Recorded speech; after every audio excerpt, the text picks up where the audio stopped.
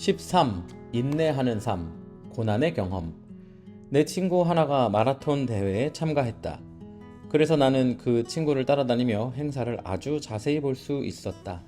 1만 8천 명의 선수가 참가했는데 모두 용감하고 의욕이 강하고 말은 체격이고 기대 이상으로 좋은 성적을 올렸으며 자기 학대적인 성격의 사람들이었다.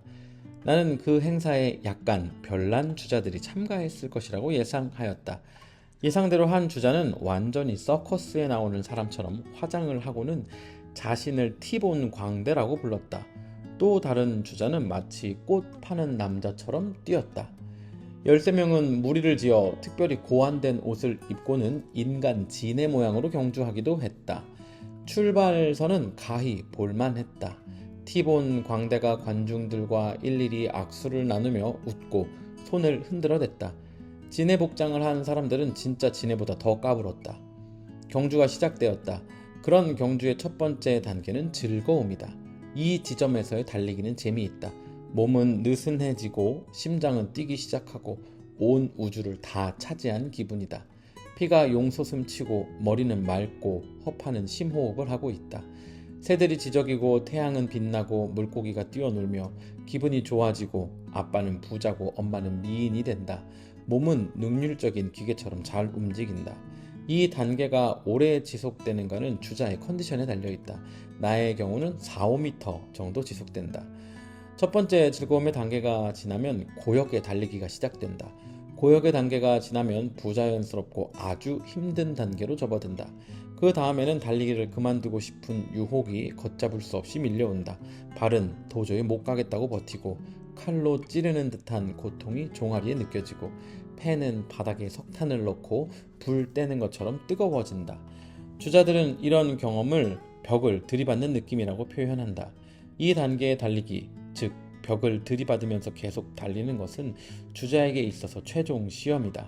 이 벽 앞에서 포기하느냐 아니면 완주하느냐가 결정되면 승패가 판가름 난다. 바로 이 단계에서 이 마라톤 대회의 상황은 정말 재미있게 되었다. 티본 주자는 더 이상 군중들과 웃지 않았다.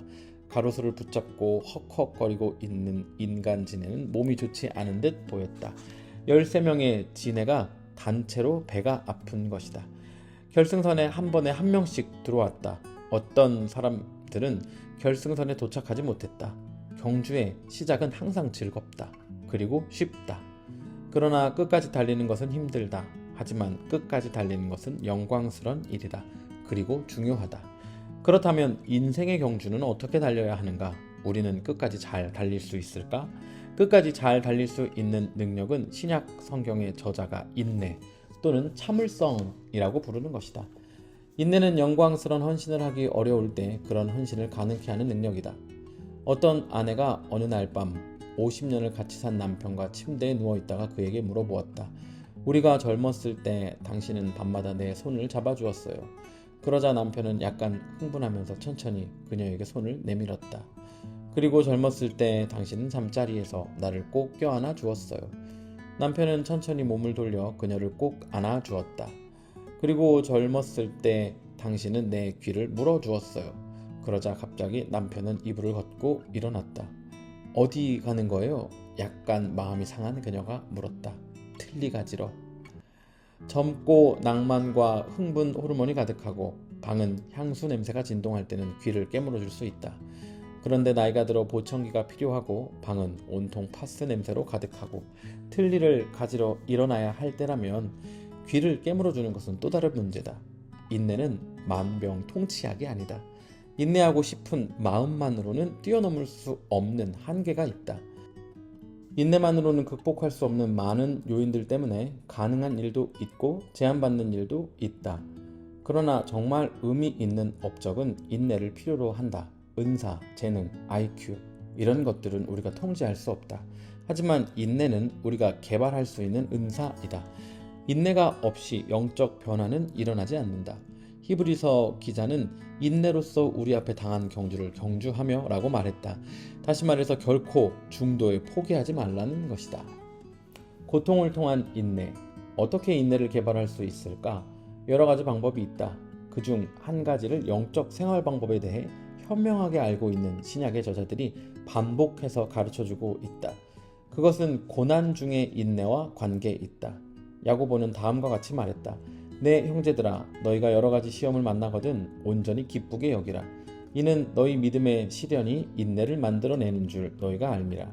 인내를 온전히 이루라. 이는 너희로 온전하고 구비하여 조금도 부족함이 없게 하려 함이라.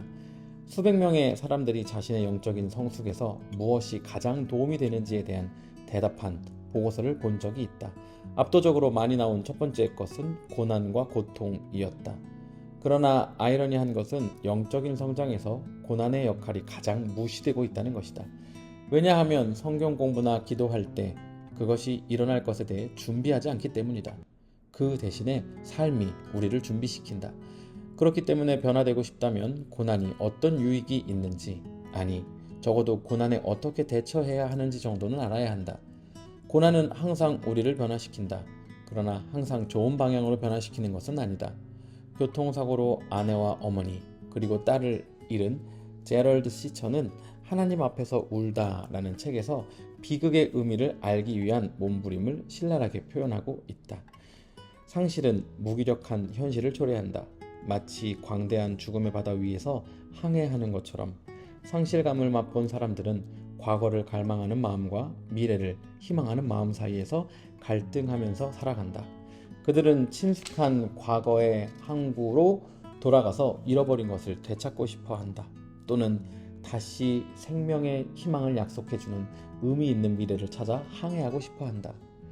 그러나 결국에는 의미 없고 무기력한 현재에 살고 있는 자신을 발견할 뿐이다. 이 같은 불확실한 결과 때문에 히브리서 기자는 구름같이 둘러싼 허다한 증인들, 즉 우리보다 먼저 인내를 이룬 많은 사람들을 본받아 살라고 격려한다. 성경에 나오는 구름같이 허다한 증인들 중에서 가장 많은 부분을 차지하는 챔피언은 바로 아브라함이다. 이 구약 시대의 성도가 어떻게 인생이라는 경주에 가장 힘든 단계에서 인내했는지를 살펴보자. 모리아로 가는 길. 하나님께서 아브라함에게 말씀하셨다. 내 아들, 내 사랑하는 독자 이삭을 데리고 모리아 땅으로 가서 내가 내게 지시하는 한 산 거기서 그를 번제로 드리라. 모리아로 가는 길은 칠흑같이 어두웠다. 왜냐하면 아브라함이 세상에서 가장 사랑하는 아들을 포기하러 가는 길이기 때문이다. 그러나 그 어둠은 그 이상의 것을 의미한다. 이삭은 아브라함의 아들일 뿐 아니라 하나님의 약속, 즉 내가 너로 열국의 조상이 되게 할 것이다 라는 말씀의 성취였다. 이삭은 아브라함의 미래의 희망이었다. 아브라함이 어둠 속을 거닐고 있다. 우리가 어둠 속을 걸을 때 하나님께서 저 멀리에서 침묵하고 계신 것처럼 보인다면 어떻게 해야 할까? 게르하르트 폰 라트는 아브라함이 하나님께 버림받은 길로 갈 것이라고 했다. 그 길은 바로 하나님께서 스스로를 부인하신 것 같고 인간 역사에서 직접 시작한 구원을 제거하고 싶으신 것처럼 보이는 곳이다. 어둠 속을 걸어간다는 것이 무슨 뜻인지 알 수도 있다. 때로 믿음은 어둠 속을 걷는 것이고 포기하지 않는 것이다. 때로 믿음은 끝까지 매달려 있는 것이다. 고난과 어둠을 통해 우리를 변화시키는 믿음의 특성은 의심이 전혀 없는 확실한 것이 아니라 끈질긴 순종이다. 시험의 역할. 그 일 후에 하나님이 아브라함을 시험하셨다.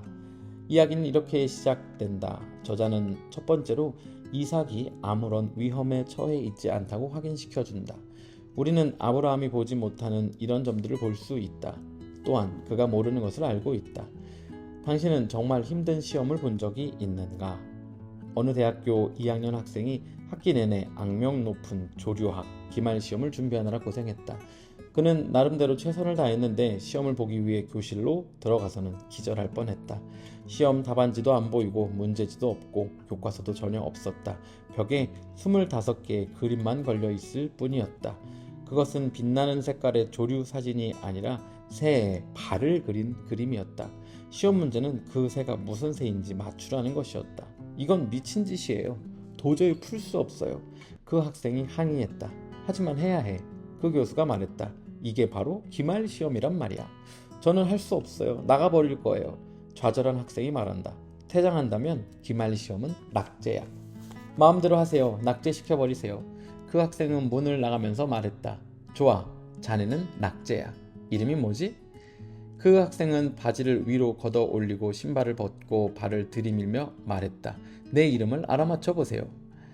시험은 그 사람의 진정한 가치, 헌신, 그리고 믿음을 그대로 드러내 보여주는 어려운 경험이다. 구약 성경에서 시험은 매우 중요한 단어이다. 시험이 사용되는 방법을 보면 인내를 어떻게 이루는가를 알 수 있다. 1. 시험은 이방 민족에게는 결코 없으며 하나님의 백성들에게만 행해진다. 2. 시험은 경건치 않은 자들에게는 결코 없으며 믿음의 사람에게만 적용된다.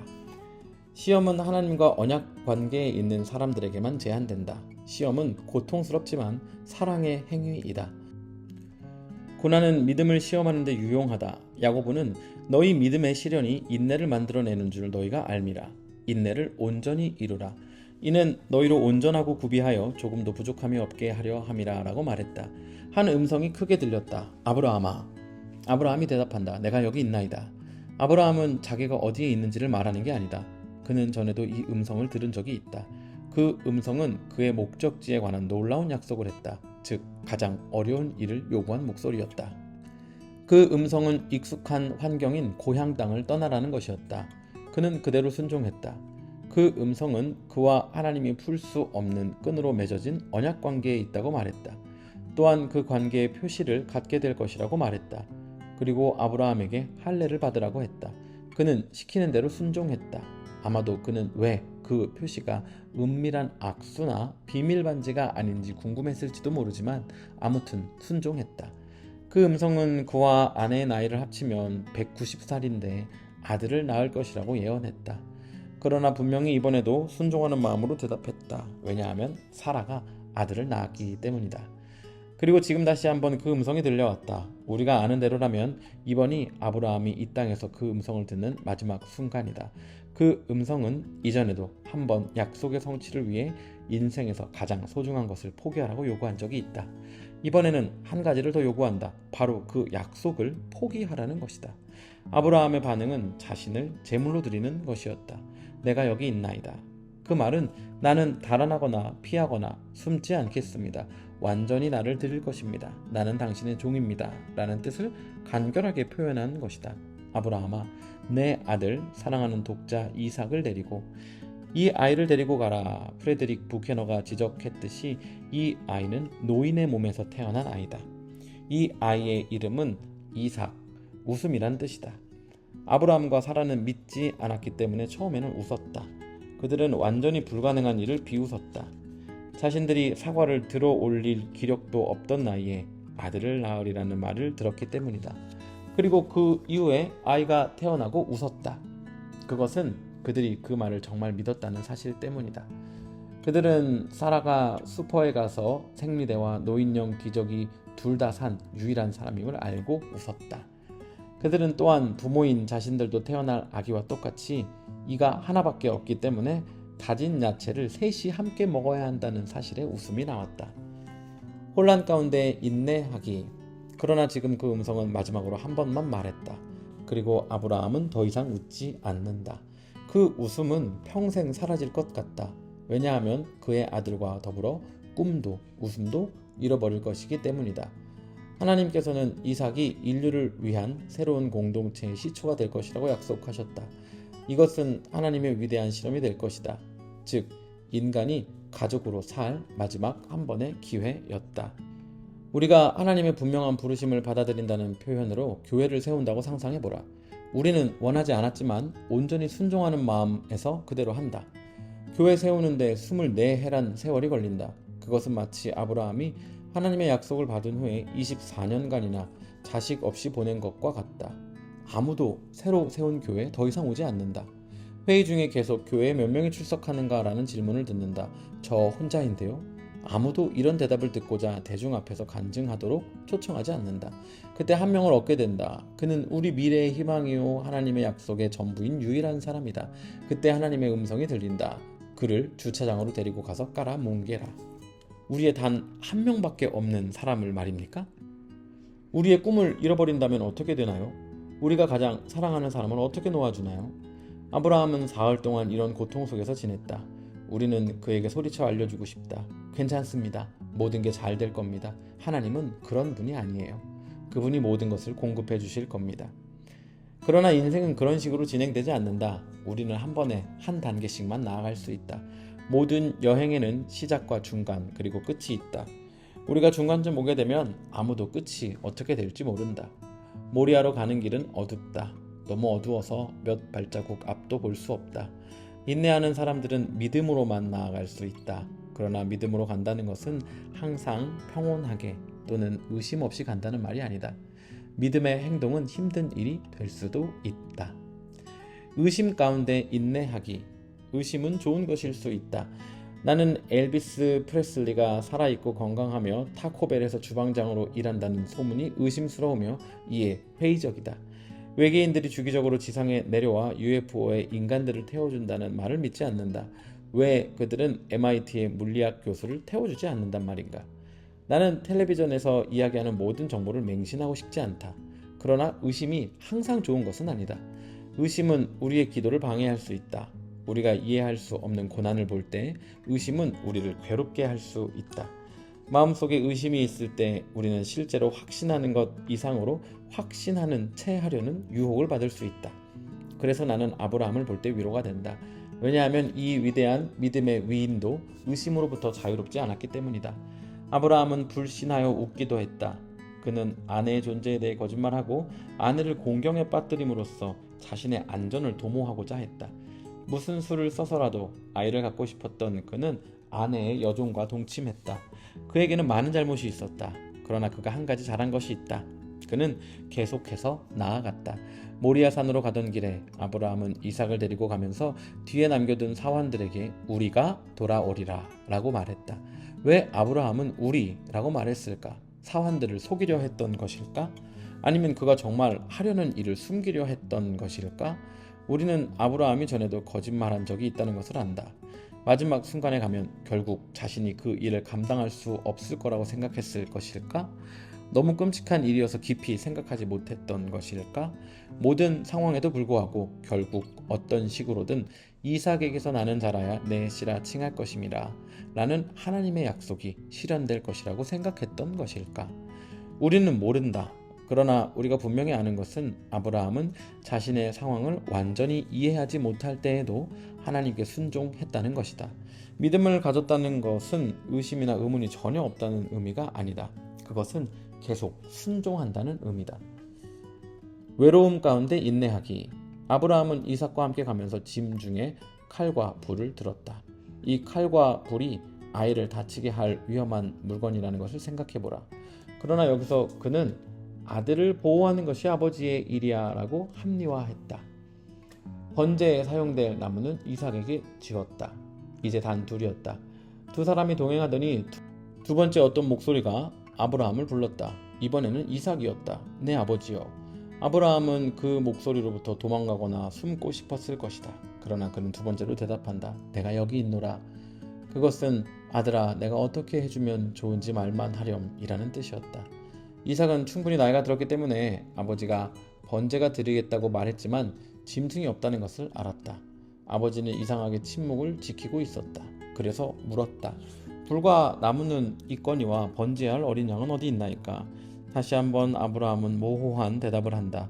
아마도 그것은 의심이나 두려움이나 희망이나 안타까움으로 인한 것이거나 혹은 그 모두가 조금씩 섞여 있었을 것이다. 하나님이 자기를 위하여 친히 준비하시리라. 다시 두 사람이 함께 나아가서라고 성경은 기록한다. 아브라함은 아들과 함께 있었지만 또한 혼자였다. 그 둘은 형언할 수 없는 장벽으로 분리된 채 침묵 속에서 계속 나아갔다. 고난의 가장 고통스러운 면은 외로움이다. 다른 사람들이 아무리 지원해주고 공감해줄지라도 모리아로 가는 길을 대신 걸어줄 수 있는 사람은 아무도 없다. 드디어 아버지와 아들은 현장에 도착했다. 화자는 아브라함이 단을 쌓은 것, 이삭의 등에 지고 온 나무를 아브라함이 벌려놓은 것, 아브라함이 그 아들 이삭을 결박하여 단 나무 위에 놓은 것 등 아브라함의 순종을 계속해서 언급한다. 이제 때가 되었다. 아브라함의 아들 이삭은 새 공동체에 대한 약속이자 하나님께서 주신 꿈이자 아브라함이 모든 것을 등지고 떠났던 이유이자 아브라함의 유일한 희망이었다. 이 소녀는 그의 모든 것이었다. 아브라함은 아들의 다리와 팔을 묶어서 마지막 순간에 아들이 저항하지 못하게 했다. 그런 다음에 그는 그의 뼈 중에 뼈요 살 중에 살인 아들을 들었다. 그리고 사라의 태에서 나온 첫날에 안았던 바로 그 몸을 안았다. 그는 그 작은 몸을 먹이고 씻기고 요람에 뉘어 흔들어주고 멀리 떠나온 고향 이야기를 들려주고 미래에 도착할 훨씬 더 좋은 본향의 이야기를 들려주었다. 아브라함은 그 미래를 보지 못할지라도 이삭은 볼 수 있을지도 몰랐다. 아브라함은 한밤에 깨어 그 작은 몸을 살펴보며 아이의 호흡을 확인하기도 하고 때로는 불가능이 현실이 된 감격에 웃으며 그 작은 몸을 보듬어 안기도 했다. 아브라함은 이제 그 몸을 마지막으로 안고서 나무 위에 내려놓았다. 그는 칼을 든 손을 높이 쳐 올려 그 생명과 함께 그의 모든 희망과 기쁨과 미래를 단칼에 멸하려 했다. 기도의 무응답 가운데 인내하기. 여기서 우리는 잠깐 지체할 필요가 있다. 우리는 서둘러 해피엔드를 보고 싶어 한다. 고난이 우리를 변화시켜 우리에게 각별한 인내심을 일구어냄으로써 결국에는 숭고한 목적에 기여한다는 확신을 빨리 되새기고 싶어 한다. 그러나 C.S. 루이스가 말했듯이 고통이 귀먹은 세상을 일깨우는 하나님의 메가폰이라면 여기까지의 이야기는 진리의 전부가 아니다. 아브라함처럼 우리도 아직 이야기의 끝에 도달하지 않았으며 우리는 모리아 땅에 있는 것이 어떤 것인지에 대해 좀 더 솔직해지는 시간을 가질 필요가 있다. 한 부부가 상담을 받으러 왔다. 그들은 아기를 절실히 원했다. 그들은 간절한 마음과 한편 의구심 속에서 12년을 기다리며 기도했다. 다른 사람들이 유모차를 끌고 다니는 것을 볼 때 왜 자신들의 소원은 거절되었는지 의문을 가졌다. 그들은 아브라함과 사라처럼 한 해 한 해를 묵묵히 살아갔다. 그러던 어느 날 이미 모든 의료기술을 시도해 본 후 모든 것을 포기했을 때 그 일이 이루어졌다. 임신 테스트 치약의 색깔이 바뀌었고 기도가 응답되었으며 그들은 완전하고 건강한 아들을 낳았다. 그들은 기도가 응답됐다는 것을 확실히 믿게 되었다. 아기가 3살이 되었을 때 이 기도의 응답은 주황색 럭비공을 가지고 놀고 있었다. 고도에 갈라진 틈에 떨어진 공은 이상하게도 왼쪽으로 휙 튀었다. 꼭 그렇게 될 수밖에 없었던 것은 아니다. 바람이 약간만 불었거나 하나님께서 공을 슬쩍 밀어주셨다면 공이 갈라진 틈에 떨어지지 않았을 것이다. 또 공이 오른쪽으로 튈 수도 있었겠지만 그러지 않았다. 하나님께서 공을 슬쩍 밀지 않으셨고 공은 곧장 왼쪽으로 튀었다. 왼쪽은 곧 거리였다. 아이는 바로 공을 따라갔고 달려오는 차를 보지 못했다. 이제 그들은 다시 엄마와 아빠 단둘이 되었다. 그들의 세계도 주황색 럭비공과 함께 틈으로 떨어졌다가 날아가 버렸다. 이제 그들에게 기도의 응답은 차라리 응답되지 않은 것보다 더 큰 아픔이 되었다. 그들은 웃음을 잃었다. 이것은 때로 의심에 빠지는 사람들, 웃음을 잃어본 사람들, 왜 하나님께서는 그렇게 무심하고 멀게 느껴지는지 의문을 품는 사람들의 이야기이다. 어두운 모리아 땅에 있을 때도 신실하게 행한다는 것은 구체적으로 무엇을 의미하는가? 모든 것을 잃은 것 같은 때 인내하기. 아브라함은 그가 가진 모든 것을 멸하려고 공중 높이 손을 쳐 올렸다. 그 순간에도 그는 완전하게는 아니지만 믿었다. 사실 그는 평생 완전하게 믿은 적은 없었다. 그는 거짓말했고 두려워했고 하갈을 임신시켰고 그러면서 늘 웃었다. 그렇게 믿음의 여정 한 걸음 한 걸음마다 의심이 섞여 있다는 것은 아브라함의 커다란 아이러니이다.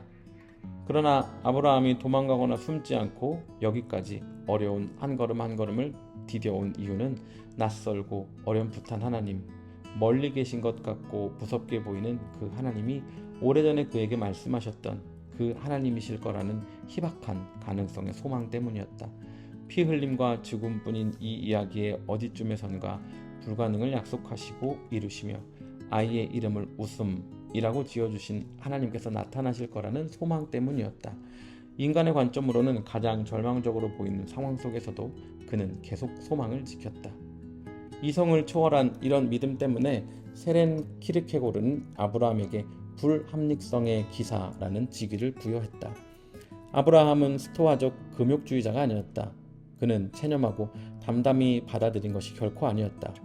소크라테스는 독배를 마시고 삶을 마감할 때 담담하고 숭고했다. 그는 체념의 모델이었다. 그러나 아브라함은 소크라테스가 아니다. 아브라함은 끝까지 순종하고 모든 것을 내놓으면서도 끝까지, 심지어 소망이 불합리해 보일 때까지도 하나님께서 그를 구하실 것을 소망했다. 아브라함은 완벽한 믿음을 갖지 않았다. 그는 그저 매달렸다. 그는 자기 자신을 하나님의 손에 맡겼다. 그는 계속 달려갔다. 고난 중에 부르시는 하나님. 누군가 아브라함을 세 번째로 불렀다. 화자는 여호와의 사자가 하늘에서부터 그를 불렀다고 말한다. 사자는 늦으면 안 된다는 듯이 급하게 아브라함아 아브라함아 라고 두 번 불렀다. 그리고 아브라함은 세 번째로 내가 여기 있나이다 라고 대답했다. 아마도 그는 이렇게 덧붙이고 싶었을 것이다. 저는 도망가지 않겠습니다. 왜냐하면 제가 숨을 곳이 아무데도 없으니까요. 저는 더 이상 드릴 것도 없습니다. 더 이상 상처받을 것도 남아있지 않습니다. 제가 여기 있습니다. 마침내 그 목소리가 말한다. 그 아이에게 내 손을 대지 말라. 아무 일도 그에게 하지 말라. 순식간에 아브라함은 웃음과 꿈과 아들을 돌려받았다. 그러나 그는 모든 것을 다 받지는 못했다. 그의 꿈이 성취되는 것을 보지 못한 것이다. 히브리서 기자는 그를 약속을 받지 못한 한 명으로 세고 있다. 그는 그저 끈기 있게 지속했다. 고난만으로는 인내심이 길러지지 않는다. 어떤 식으로든 믿음 안에서 견뎌내는 고난이 인내심을 길러준다. 작은 시련들로부터 시작하라. 시련을 통해 인격이 변화되고 형성되는 데 있어 그 출발점은 사소한 시련들이다. 필립스가 번역한 야고보서 1장 2절처럼 온갖 종류의 시련들과 유혹들이 우리의 삶 속에 밀려 들어오고 있는 곳이 바로 출발점이다. 나는 종종 가장 사소한 시련들조차 감내해내지 못하는 나 자신을 보면서 겸손해지곤 한다. 지금 나는 10,000원인 기내에서 이 글을 쓰는 중이다. 좌석 배정을 받고 보니 내 자리가 세 자리 중 가운데인 것을 알고서 나는 약간 언짢았다. 내 언짢은 마음은 누가 내 옆자리인지 알고 나서는 짜증으로 바뀌었다. 칭얼대는 3개월짜리 아기를 아는 엄마가 내 옆에 앉았고 그녀의 어린 딸은 나의 다른 쪽에 앉았으며 어린 두 아들은 나의 앞좌석에 앉았다. 아기 때문에 신경 쓰지 않으셨으면 합니다 라고 엄마가 말했다. 사실 나는 그 아기에게 신경이 쓰였다. 나는 그 아이가 멀리 다른 줄에 앉거나 다른 비행기 탔기를 바랐다. 나는 3명의 어린 자녀들과 1명의 유아를 데리고 혼자 여행하는 어머니의 고충에 대해 생각하지 않았다. 내가 생각한 것은 어떻게 하면 이 상황에 방해받지 않고 비행 중에 내가 할 일들을 완수할까 하는 것이었다. 그 할 일이란 이 책 중에 예수님께서 우리의 자리에서 사시는 것처럼 살려면 어떻게 해야 하는지에 대한 내용을 사람들에게 가르쳐주기 위해 쓰는 것이었다. 나는 할 수 있는 모든 몸짓과 신호로 내가 대화할 수 없는 상황이라는 것을 나타냈다. 나는 노트북 컴퓨터에 집중했다. 그러나 소용없었다. 내 오른쪽에 앉은 여자아이가 질문했다. 뭐 하세요? 쓰는 중이야? 나는 훌륭하게 요약하며 말했다. 뭘 쓰시는데요? 책. 무슨 책이요? 아이고, 여기에 작은 시련이 있었다. 사실 나보다 더 훈련된 사람에게 이것은 전혀 시련도 아니었을 것이요. 더 큰 필요를 가진 누군가를 섬길 기회였을 것이다. 그러나 나는 아직 그 정도가 못 됐다. 그래서 나는 원하지 않는 상황 속에서 내가 할 수 있는 한 최대한 너그럽게 참을성을 연습할 기회를 갑자기 갖게 되었다. 삶은 사소한 시련들로 가득하다. 어떤 사람이 내 말을 중단하고 껴들 때 너그럽게 입을 닫는 법을 배울 수 있다. 동료가 뭔가를 빌려가서 바로 돌려주지 않을 때 참을성을 배울 수 있다. 또 두통이 있을 때 고통을 참으며 아무에게도 말하지 않는 것이 가능하다는 것을 나는 발견했다. 단순하게 들리겠지만 시련 속에서 인격을 연마하기 위한 출발점은 바로 이런 다양한 작은 시련들이다. 그러나 큰 시련에는 끈기가 필요하다. 지금 당면한 최대의 난관이나 포기하고 싶은 딜레마가 있다면 무엇인지 살펴볼 필요가 있다. 그리고 기도하며 단호히 버텨내겠다고 결단하라. 그 난관은 관계의 문제일 수 있다. 당신이 사랑하는 누군가가 하나님에게서 멀리 떨어져 있는데 당신은 희망을 포기하려 하는가? 당신의 삶에서 어떤 죄의 패턴을 지금껏 깨뜨리지 못했으며 그것에 영원히 붙잡혀 있을 것 같이 느끼는가? 새로운 습관을 개발해야 할 것인가? 가정의 불화가 몇 년 동안 계속되고 있는가? 지금 우리는 모리아로 가는 길에 있는가? 우리는 반드시 이런저런 고난을 겪을 것이다. 남은 질문들이 있다. 우리는 어떻게 경주하게 될까? 잘 끝마칠 수 있을까? 믿음을 지켜낼 수 있을까? 우리의 순전한 의지만으로는 힘들다. 우리가 하나님을 신뢰할 수 있는 이유는 어둠 속에서 걷는 것이 어떤 것인지를 하나님께서 이해하고 계시기 때문이다. 십자가가 주는 메시지는 하나님께서 우리의 고난으로부터 멀찍이 떨어져 있기를 선택하지 않으셨다는 것이다. 하나님께서는 사랑하는 피조물들의 고통에 함께 하신다. 그 아픔을 끌어안으시고 우리와 함께 고통당하신다. 칼바르트는 하나님께서 불행한 피조물들의 복된 하나님이 되시느니 차라리 피조물들과 함께 불행하기를 선택하신다고 했다. 예수님 역시 달려 돌아가실 나무를 등에 지고서 희생의 자리로 걸어가셨다. 예수님처럼 아브라함도 하나님께 버림받는 길을 걸었다. 예수님께서는 나의 하나님 나의 하나님 어찌하여 나를 버리셨나이까 라고 부르짖었다. 예수님께서 결박되실 때 결박을 중지시키는 아무 음성도 없었다. 칼이 예수님의 몸을 찌를 때 어떤 힘도 그것을 막지 않았다. 다른 제물도 마련되어 있지 않았다. 그때에는 하나님의 아들께서 돌아가셨다. 그때에는 하나님 아버지께서 애통하셨다. 그러나 제3일이 왔다. 당신과 내게도 언젠가 그날이 올 것이다.